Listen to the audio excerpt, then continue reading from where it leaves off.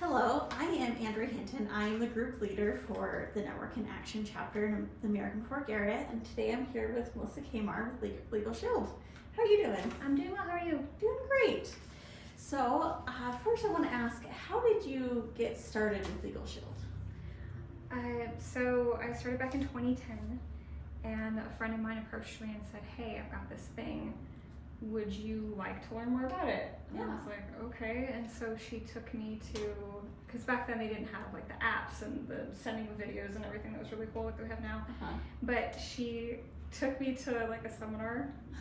And so I was sitting in this room with like a bunch of, it was huge, like a ton of other people.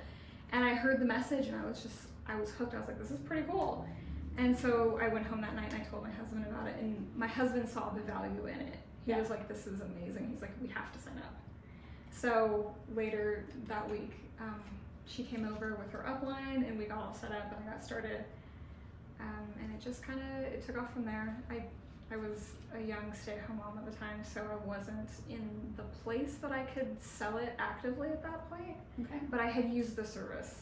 So Yeah. I've had it since 2010 and I really love it. Okay. Yeah. Awesome. And tell me a success story that you've had, or maybe one of your customers have had.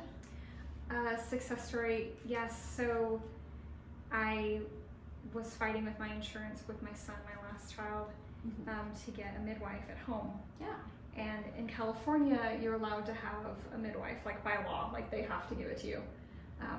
Your insurance doesn't have to cover the whole thing, but they have to at least give you the option to have a midwife. Okay. And my insurance wasn't playing well with me. So I called my attorneys, they wrote them a letter.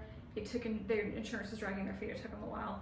But I did eventually get a call the day I was in labor, and my midwife was there that evening, and I had my child. Oh, cutting it real close. Yes, very close.